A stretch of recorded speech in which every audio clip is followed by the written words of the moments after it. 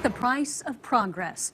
Oklahomans who say they are being forced out of their homes and off their land to make way for a new turnpike.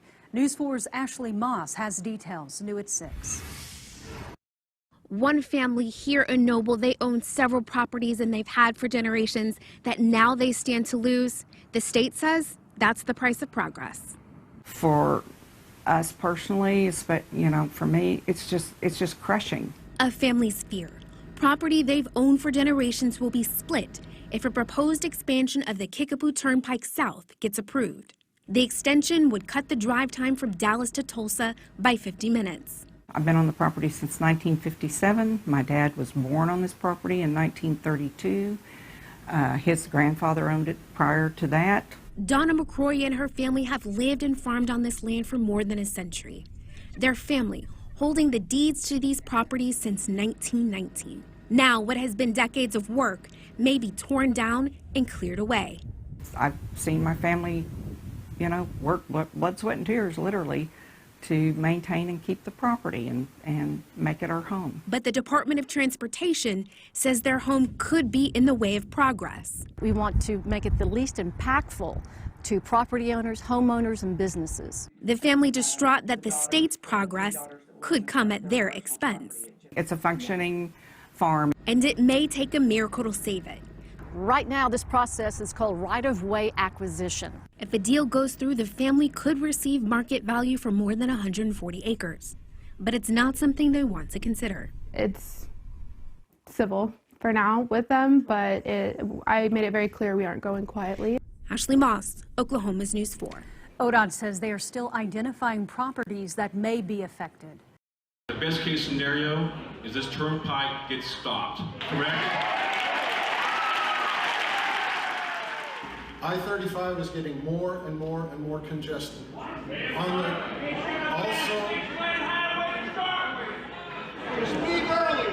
done the maps, they've done the measurements.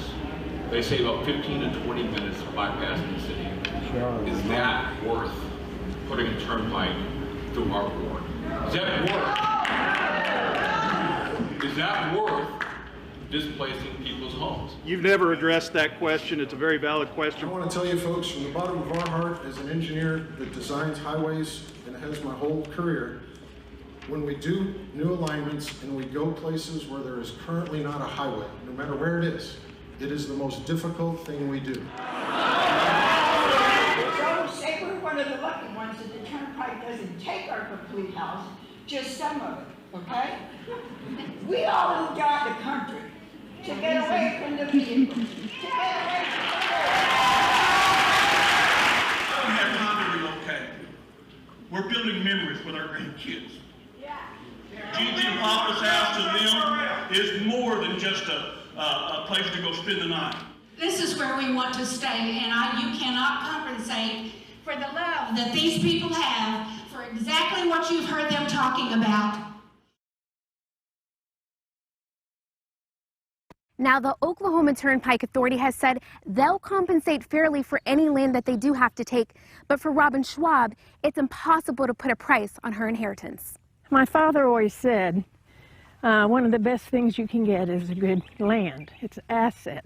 The cottage on 2.2 acres of land in East Norman was Robin's little slice of heaven. That's until she heard the grim news, proposed turnpike plans plowing through. So in buying this land, I felt like I was establishing something that would last forever. Now the twice-widowed woman swallows with fear as she imagines life without that retirement plan. I kind of want to spend my last days here. If the home she's built over more than 4 decades is taken over by the OTA. OTA continues to say the proposed plans are to address gridlock, safety concerns, and congestion. For now, the proposed plans through Norman are on hold, but News 4 has asked for an exact list of studies to be conducted and a timeline for when they'll start and end, and we're still waiting on answers. I have to be nervous or anxious that whole time, wondering if this is the last time I see my land. They're never going to replace this. And with a housing shortage, and I'm on Social Security. In the meantime, opponents now calling for a state audit, further review of the agency's financial records, and more, while Robin waits and wonders if her property will be a casualty. I treasure this land and so much, and every tree and every animal and the location. East Norman will never be the same. In Norman, Ashley Moss, Oklahoma's News 4. Senator Mary Boren has introduced a resolution calling for a state audit of the Turnpike Authority to review their financial documents and see how state and federal tax dollars are being used to purchase property. We've asked for details about the studies being conducted. OTA told us that some studies are ongoing and will last through the end of the year, but they didn't answer all of our questions. The Turnpike Authority faces a lawsuit over an extension in Norman. I'm Michael Cross with the KOSU Daily on this Tuesday, May 24th, 2022. I'll have that. Plus, a new law reduces the number of weeks for unemployment benefits. And heavy rainfall results in a flood watch across much of the state. All that ahead on the KOSU Daily. Nearly 200 Norman area residents file a lawsuit against the Turnpike Authority in relation to its controversial $5 billion extension project. State Impact's Beth Wallace reports. On February 22nd, Cleveland County residents learned about a turnpike extension that would potentially demolish hundreds of homes. Now, a lawsuit filed by Norman attorney Stan Ward alleges the OTA violated the Open Meetings Act leading up to the turnpike's announcement. According to the suit, in the agendas and documents for January and February OTA meetings, the access turnpike routes in the Norman area were referred to as, quote, certain turnpike projects. The suit contends the wording is too vague and kept affected residents in the dark while the OTA accelerated the project. Richard Tortorello is the council member representing Norman's Ward 5, where much of the South Extension route is planned to go. Anytime they have an agenda item that needs to be discussed, our contention is that it needs to be in plain language for people to understand. People did not understand, nor was it thoughtfully articulated. The suit requests the OTA be permanently restrained from taking any property from the plaintiffs. The OTA says its legal team is reviewing the petition. For State Impact, I'm Beth Wallace. A local man has a big message, and I mean big, one that may be hard to see from the ground, but's tough to miss from the air. News 4's Taylor Mitchell is in Norman. Several residents around Norman have been raising awareness to stop the turnpikes from coming to the community by posting signs all over their properties, just like this one behind me. But this one resident has a bigger plan. McIntyre Law Chopper 4 caught this message mowed into the grass. It says, no pike. I really wanted the engineering groups to see it. When they put up their area photos on their project maps, I wanted it to say no pike right there, and they have to put it right there on their board for everyone to see. And that's probably what's going to happen. And another resident taking things even further. Yesterday, a group of us met with the state auditor to find out some things that maybe we could do to facilitate this audit. We don't know where that's going to go or what's going to happen there. We are doing a number of things because this turnpike makes no engineering sense. It absolutely does not. Carter says the new turnpike would take out 15 homes per mile, more than any turnpike in Oklahoma history. It's a disaster to the people that live here. It's a disaster. Thursday, the Oklahoma Turnpike Authority emphasized safety as a key reason the state needs to reinvest, telling News 4 in a statement, quote, Access Oklahoma addresses the state's current traffic challenges, problems that will only worsen if no additional investments are made. But the battle between Norman residents and the OTA is far from over. This is going to take a long time, and it's going to be a long fight. In Norman, Taylor Mitchell, Oklahoma's News 4. All right, Taylor, thank you. The Turnpike Authority says they are conducting their environmental surveys now. Those should be finished in the next few months. There is growing and now coordinated opposition to the Turnpike Authority's desire to build or extend turnpikes near Norman. Reporter Beth Wallace with our content partner State Impact Oklahoma has been following this story closely, and she joins us this week for a reporter debrief on the latest developments. Beth, let's begin with the projects announced by the Turnpike Authority last February. Where do they intend to build and when? So there are quite a few projects that have been announced with the Access Oklahoma Turnpike project. So there are going to be a few widening projects. Turner Turnpike is going to get widened. Will Rogers Turnpike is going to get widened. But most of the controversy has been surrounding some different routes. So there's the east-west connector, and that starts in Newcastle. It connects I-40 to the Kickapoo. There's the south extension, which is in Norman, and it goes down the west side of Lake Thunderbird and connects to I-35. And the Gilcrease Expressway also in North West Tulsa has been receiving quite a bit of controversy as well. And as far as the timeline goes, these projects will be built anytime over 15 years. So it could be any time between a few months from now to 15 years. Those Norman projects, now a group of citizens in that area filed a lawsuit, maybe, I guess perhaps more than one. On what grounds? Yeah, so there have been 2 lawsuits. The first lawsuit is divided into 2 different routes.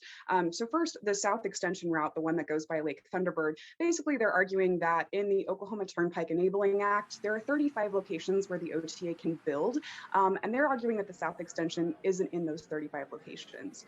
The other route is the East-West and the Tri-City connectors. So this one's a little bit more complicated. They're arguing that in 1987, whenever this overall project was passed, it was passed with a single bond issue or a single bond indenture, which means it can only be funded that first time around. The second lawsuit is basically an open records, is basically an open meetings issue. And so they're arguing that all of the agendas and documents leading up to the Access Oklahoma announcement weren't really, the average person couldn't read the document and say, oh, it's going to go in my backyard. Tell us about this opposition group, PIKE OFF OTA. Is that a grassroots organization? Are they well funded? Are they politically connected? How would you describe them? I would definitely describe them as a grassroots organization for sure. A lot of that organizing has been done on Facebook. Their Facebook group is over 6,500 members strong, and they've got a wide range of people in their leadership. The city councilor for Ward 5, which is the ward that the South Extension goes through, Richard Tortorello, is a huge part of the leadership there. They're also well connected with the representatives and senators that represent those areas. So Beth, how many homes are we talking about here that could be demolished in this project? So this is a tricky question to answer because the OTA has not actually given an official number yet, but the people over at PIKE OFF have looked at the maps and counted how many houses are where, and their estimate is that 665 homes will be demolished and that there are over 4,700 homes within a half-mile area, and they're worried about the value of those homes depreciating. That's a lot of homes. Now explain how those people would be reimbursed if in fact this goes forward and those homes are gone. Right now, they could actually start negotiating with the OTA if they wanted to do that. And the OTA will come out and appraise their homes and give them an offer. They can accept or refuse that offer, but if they refuse, they have to go through the eminent domain process that will bear out in the courts over the course of years. For people who are not in the direct path, though, those people have some pretty special circumstances because they might be seeing some issues with their property values, but obviously they're not going to be reimbursed by the OTA. And once again, Beth, you know, money is not everything. Some of these people have families that have been living there for years and years. I'm sure it's quite emotional for them. What are some of the stories they've told you? The word that I hear constantly is traumatic. That this was just a really traumatic thing to learn for them. These families, their hopes and dreams are in these homes. They call these homes their forever homes. They meant to die in these homes or pass these homes down through generations. Especially in that South Extension area, there are a lot of generational farms and generational ranches. What are the chances that these homeowners and other businesses there that are opposed to the projects that they could prevail and the routing of these new highways could be moved or perhaps scrapped altogether? There isn't a great precedent for these routes being moved in the past, but this kind of litigation is pretty unique, and this amount of response of opposition is also pretty unique. And so we might be seeing a different kind of animal when it comes to this specific Turnpike project than any other projects in the past. Well, Beth Wallace with State Impact, I know you'll continue to cover the story. Thank you so much for your time. Thank you. There is a home buying dilemma for a lot of Oklahomans. It is frustrating, and it's keeping many from home ownership. Join News 4's Jolene Cheney for this two-part series, Oklahomans Outbid. It is frustrating. Very frustrating. Frustrating. Inventory is very low. Out-of-state investors, California, foreign national, corporate landlords, publicly traded companies, with the intent of making all Oklahomans renters. So people are selling their California homes or their Colorado homes for a very high price, and they're moving to the Midwest where they can get a really great house at a much cheaper price and taking the excess money to now buy investment properties. So you've got out-of-state people coming in with cash, and they are outbidding your residents of Oklahoma. And not just single moms. Oklahomans who've been working and saving for their retirement home for decades are in the same boat. When we would look at properties, immediately it would be sold before you could even look at it.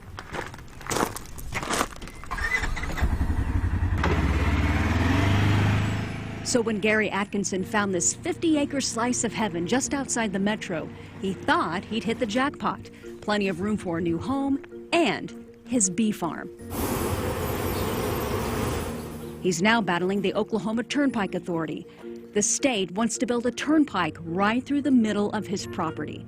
But preceding the current battle was another one.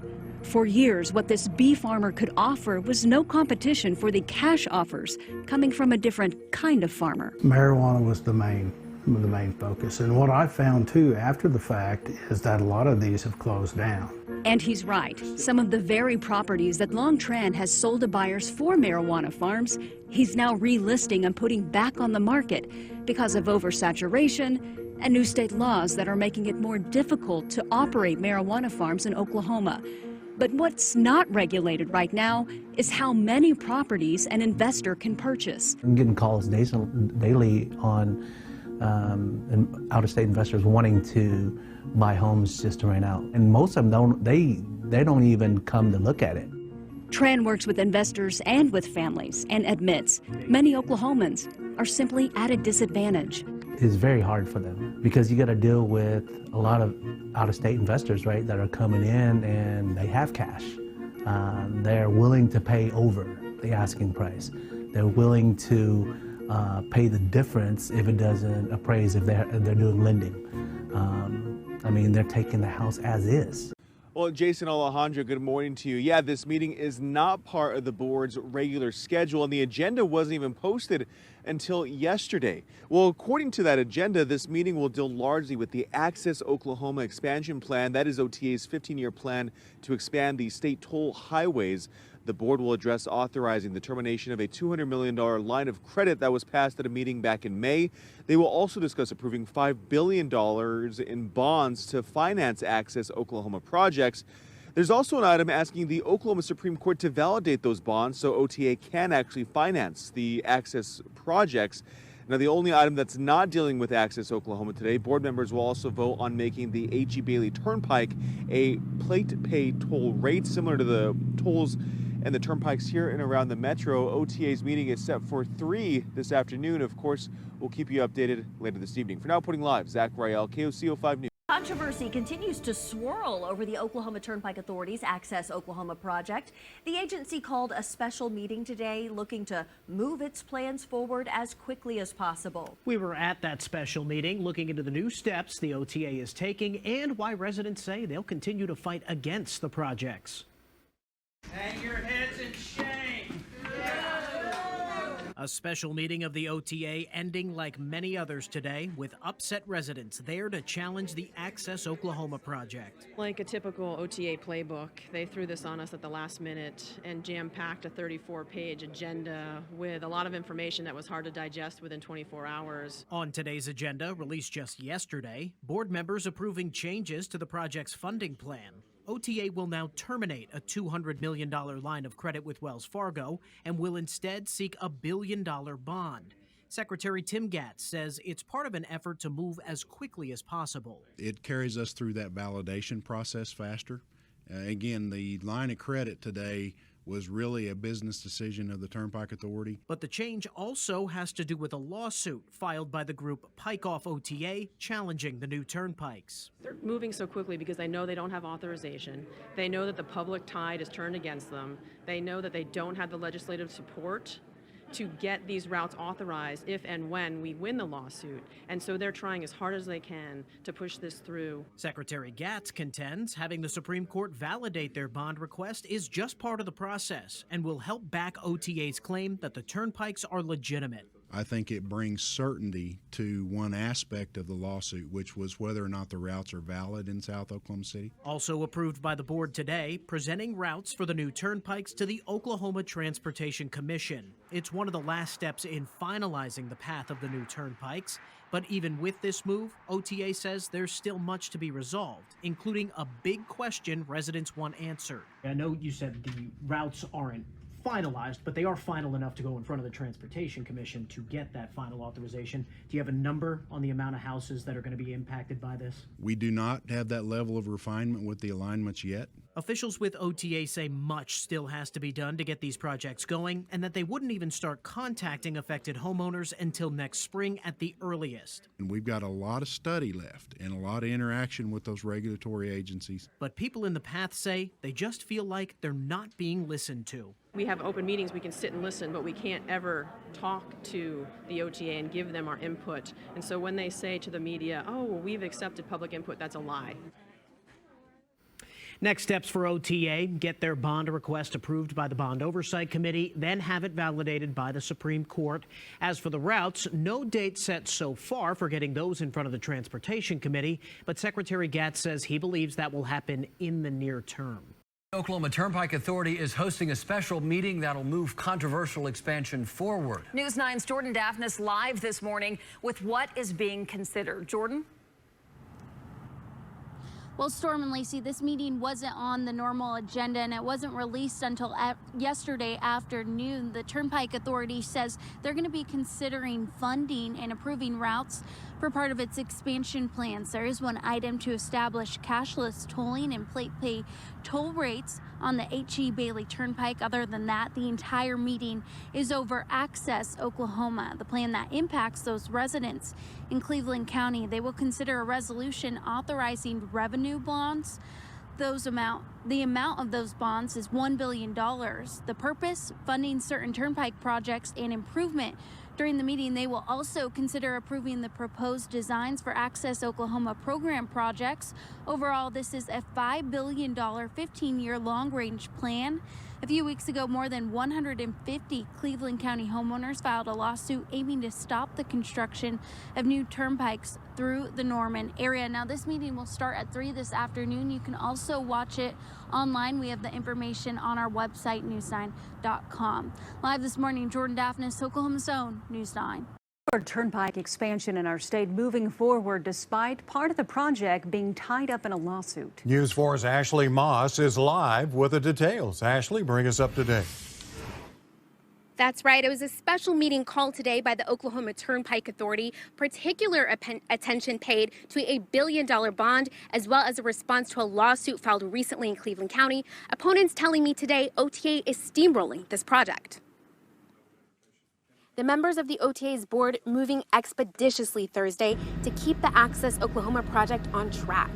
We would not have included these projects if we were not confident in our legislative authority to build them. The agenda for this special meeting including several motions for approval, including an application to the Oklahoma Supreme Court to validate bonds issued for routes named in a lawsuit filed by PIKE OFF OTA, approval for proposed design routes, and also approving bonds for the project at a cost of $1 billion.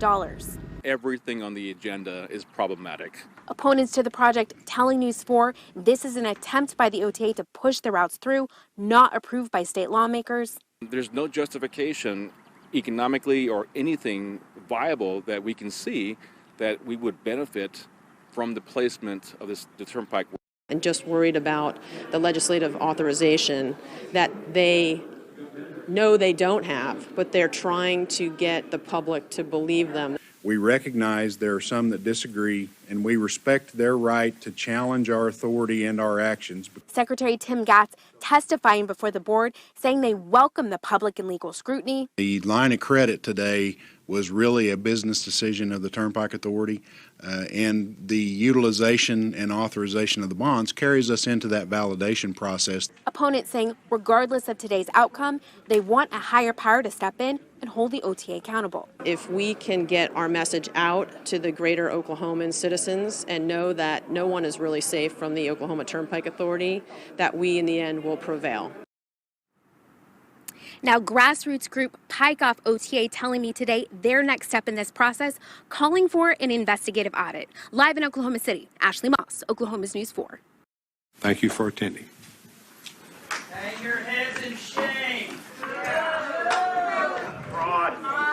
Taking away people's property without Protesters expressing dissatisfaction at the Oklahoma Turnpike Authority's special meeting Thursday. Their fight continues to stop the proposed turnpike along Indian Hills Road, connecting Newcastle to Norman and potentially displacing hundreds of homes. A lawsuit filed by PIKE OFF OTA calling the turnpike unlawful was a major reason for the special meeting being called. OTA approving changes to how they'll finance Access Oklahoma projects by authorizing the termination of a $200 million line of credit and instead issuing $1 billion in revenue bonds. The litigation impacted our ability to use the line of credit. OTA Executive Director Tim Gatz explaining they also got approval to direct an application to the Oklahoma Supreme Court for validation of the bonds to be issued. Gatz saying Supreme Court validation is important. I think it answers one of the questions that's in the litigation, which is whether or not the routes are valid. So again, we're not sidestepping or going around anything.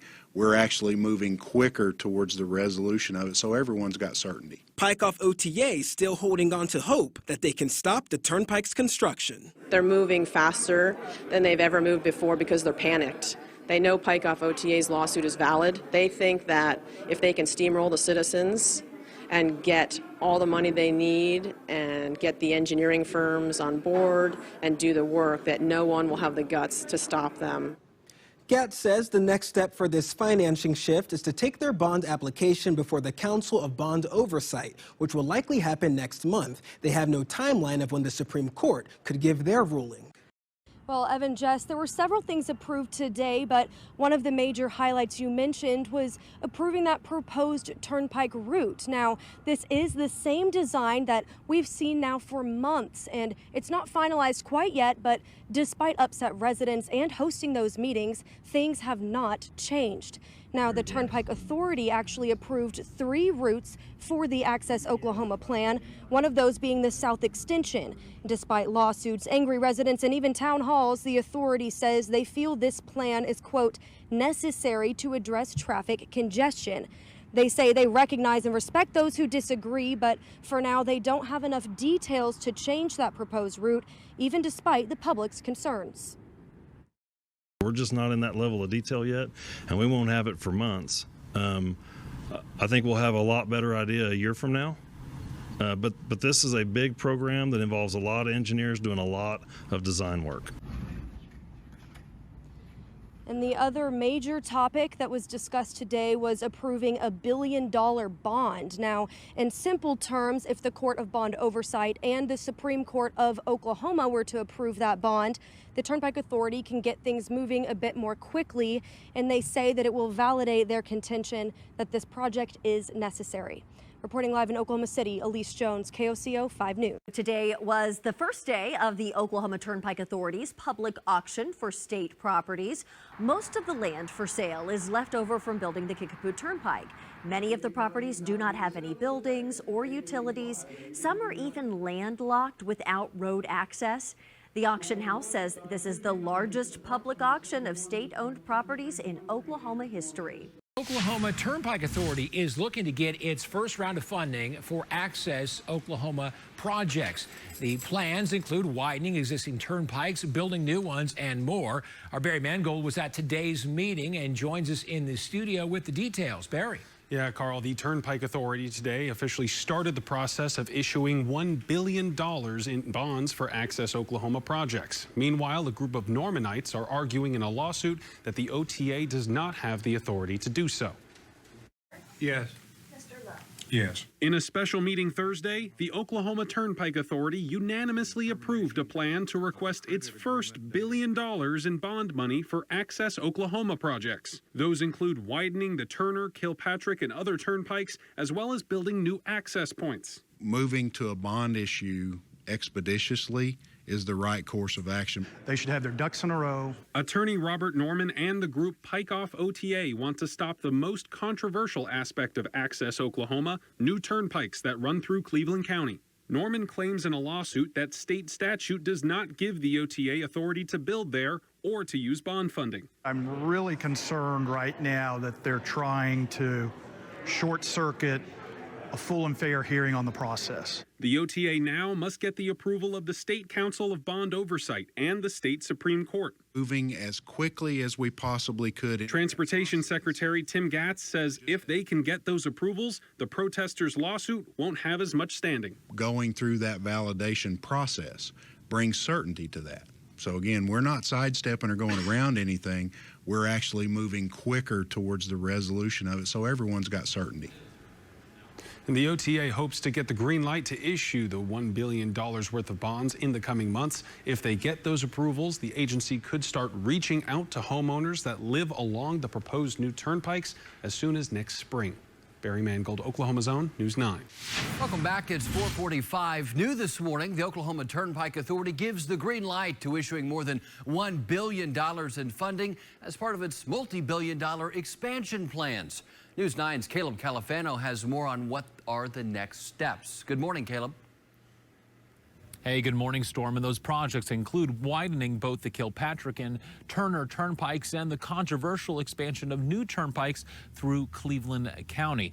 Now that the Oklahoma Turnpike Authority has approved and passed the resolutions, the OTA must seek approval to issue the bonds from the Oklahoma Council of Bond Oversight and validation from the Oklahoma Supreme Court. It can then move forward with its construction plans. According to Transportation Secretary Tim Gatz, the bond funding is quote, expeditiously the right course of action, and in that it assures that the OTA is not sidestepping anything. However, many people who came to the meeting last night are still protesting the construction, specifically the planned turnpike expansions in Cleveland County. PIKE OFF OTA, a group challenging the OTA's authority to use bond funding, estimates about 600 homes could be in the route of the roadway. I'm really concerned right now that they're trying to short circuit a full and fair hearing on the process. Now, the OTA says they currently don't have an estimate of how many homes would be affected by this project. However, they do say the agency would begin reaching out to owners sometime next spring. We're in Oklahoma City. Caleb Califano, Oklahoma's Own, News 9. OTA seeking approval from the Oklahoma Supreme Court as an effort to validate their plan. Opponents say that their goal to stop that plan is far from over. This is not a 1 year and done fight. This is a 15-year fight.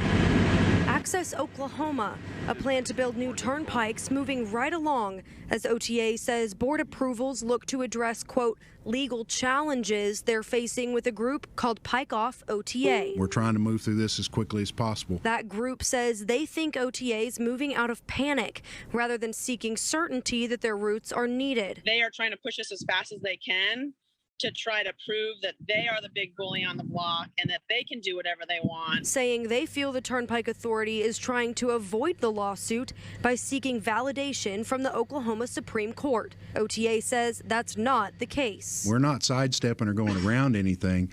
We're actually moving quicker towards the resolution of it, so everyone's got certainty. Elise Jones, KOSU 5 News. Opponents to a new turnpike have taken their message to new heights. This crane with the sign reading PIKE OFF OTA was placed outside of country superstar Toby Keith's home this evening, where a reported fundraiser for Governor Kevin Stitt's re-election was taking place. You know, we didn't do this for Toby. We didn't do this for Governor Stitt. We did this for the people who are being threatened by this unnecessary turnpike. We just want them to know that we're fighting for you, and hopefully we can make some moves. PIKE OFF OTA is hoping to stop construction on at least 2 turnpikes that are planned in and around the Norman area. It's estimated hundreds of homes are along the proposed pathways there.